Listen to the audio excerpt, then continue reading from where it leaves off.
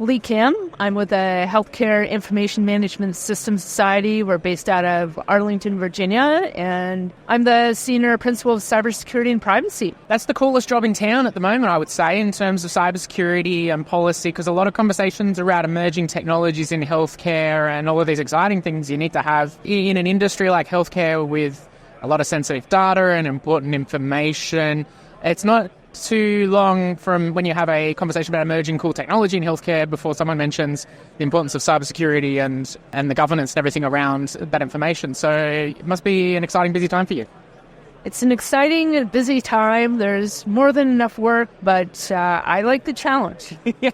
Well, tell me a little bit more about like what you're seeing, some of the key topics and themes are, stuff that's keeping you busy at the moment. Sure. Key topics and themes. We just pushed out the 2023 HIMSS Healthcare Cybersecurity Survey. And certainly AI is of interest to be let into our organization or not. But I could say companies like, name your favorite company that pushes out operating systems. They already have that embedded now in operating systems. And we see it in virtual assistants and everything else. So I would say, yes, absolutely. AI will be pretty much everywhere. The question is, are healthcare providers and other organizations ready for it? And tell me a little, you mentioned this 2023 cybersecurity report. Tell me a little bit more about what that covers. Absolutely. We asked some standard questions like cybersecurity budgets. Are you having enough money this year? And positively... healthcare providers? Yes, it's to healthcare providers mainly. Yeah. And basically we're finding, yes, the budgets are increasing, but unfortunately in terms of workforce talent and people that are able to fill these jobs, there aren't too many people that are able and willing to fill these jobs in terms of their capabilities, actually people being able to find them. I wouldn't say necessarily that they aren't there, but somehow there's a disconnect between qualified talent and us being able to locate. Yeah, interesting. Is there, that's a challenge that I think that's being felt globally in all parts of healthcare, and it's interesting to hear that that's also in the area of cybersecurity and governance. I mean, is it something that we try and address right through in the earlier stage of education? But you mentioned that the people are out there, but it's just they're not being connected with the right roles. Like, how do we bridge that gap? Well, it just so happens I volunteer for an organization called the National Cybersecurity Training and Education Center. Okay. And it's essentially a project that is funded out of Whatcom Community College by a few NSF grants. And essentially what they are doing nationally is that they are reaching out to K through 12 so that within the school systems they're able to have some hands-on cybersecurity activities as well as education. So I think you're absolutely right. We need to reach out to people wherever they are. We need to reach out to people not only with the universities as well, but like I said, K through 12 and 2-year colleges as well. Hey, but before this chat, you said that I could ask you anything on AI, and it feels like visiting Santa Claus and then deciding what my favorite gift is. But I think that if I was to take a measured approach to that question, we're in an era where there's a lot of cool things that could be done with AI and really impactful things too in terms of being able to reduce burnout, improve efficiencies, and reach more patients. But in an industry like healthcare, there's a lot of resistance, and rightly so in terms of the data that we use.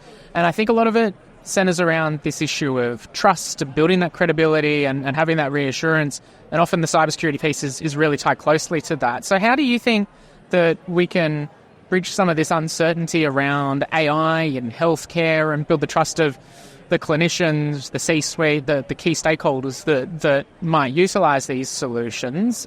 Is it a matter of the trust, or is it something else that we should address first? Well, absolutely. I think it's a matter of trust, but I think it's also a matter of education for these learning systems, right? Because they are machines. If we were to essentially interface with AI as if they were students and teaching them what's right, what's wrong, what the correct answer is, what a correct analysis is, instead of always assuming, oh, they're always correct. It's a machine, therefore it's infallible and it's perfect. I don't know about you, but I feel like in terms of healthcare, when things can turn on a dime, right, by the second, just accuracy of information, is there any kind of errors or mistakes or anything? Or, because I certainly wouldn't want a automated thing not be fact-checked and for the model not to be checked rigorously. So I think we need that rigor. And again, from the perspective that AI is actually a student of ours as opposed to being our professor. Yeah, I see. Turning that dynamic around. Yeah. What's the phrase I use? We want it to be Iron Man, not the Terminator. That's to augment the humans as opposed to destroy all humans. So what's your take on then, particularly coming from a policy and cybersecurity side perspective, thinking about innovation, the need to often synonymous with moving fast and breaking things in the startup space, which is not, we don't want to break things in healthcare, but we want to continue to innovate, move quickly. Some might look at governance and policy and everything as the brakes to innovation and kind of working in the face of innovation. How do you see innovation and moving quickly working alongside something like governance and security and all the other important bits? So that is actually my favorite question because we were speaking to someone who's a U.S. registered patent attorney. Hello. So that aside, okay, let's break down what innovation really is, right? Yes. So innovation, as you know, is the state of the art and overcoming the limitations currently, the problems in the state of the art. So in order to advance, you always have to overcome these problems and everything. So if we are to advance any kind of organization, harness it and yet leverage it, because we all need to grow. Otherwise we die. That's true of anything in life, right? Yeah. So notwithstanding that, you gotta just keep on having an organized, risk-controlled way to constantly test assumptions, grow your technology capabilities, and yes, grow your knowledge with AI, but feed that through your risk committee. Say to your organization, okay, leaders across everything, HR, legal, business, I don't care, everyone. Sure. Does this make sense? Yes. Are we going to make this step? But you always have to move forward. So I would say, I don't think that they're at crossroads. I don't think they should be at loggerheads. If they are, I think your system's broken. But notwithstanding that, I think that, it all should be parallel tracks. In fact, I think it should be the same path, and that's essentially what you're saying and what I'm saying. Yeah. I get the vibe, at least in Australia, and actually it'd be interesting to know if this is the same in the US as well. What we're finding is that there's pockets of good where regulators or the government or those that are seen in previous lives for, say, a vendor community might think, oh, I need to work out ways around this regulation or at least just tick the box and because it's being imposed upon me.